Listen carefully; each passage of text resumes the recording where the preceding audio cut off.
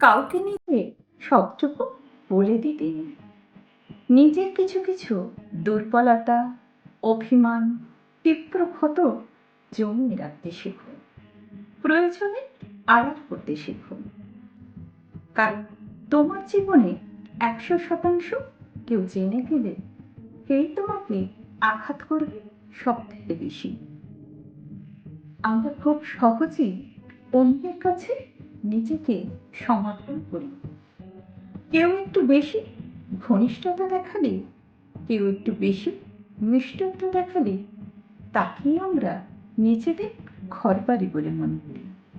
আনন্দে গদগদ হয়ে একেবারে বুকে জড়িয়ে ধরে চাপটি ধরি। একটু এড়িয়ে গেলে সহ্য করতে পারি না, একটু বেখেয়াল হলে প্রচন্ড মন খারাপ।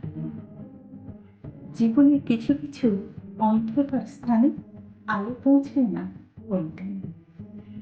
সেগুলো বুকের পাঁজরে তীব্র ক্ষত হয়ে জমা থাকে, সুপ্ত অবস্থায় থাকে। তবে তার মধ্যে একটা নিজস্বতা থাকা দরকার।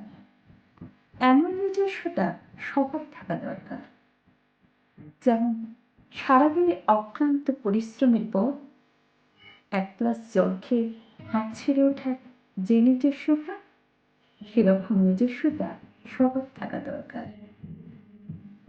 প্রচন্ড দাম শোনার পর মালিকের খাতিরে নেওয়ার যে নিজস্বতা, প্রচন্ড দুঃখ, কষ্ট, যন্ত্রণা, ভেজা বালিশের যে নিজস্বতা, সেরকম নিজস্বতা সব থাকা দরকার।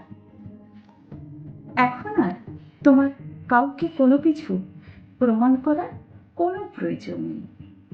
এবার থেকে তুমি নিজের জন্য একটু ভাবো, নিজের জন্য এক টুকরো খোলা আকাশে রাখো, যেখানে তুমি ডানা মেলে উঠতে পারবে।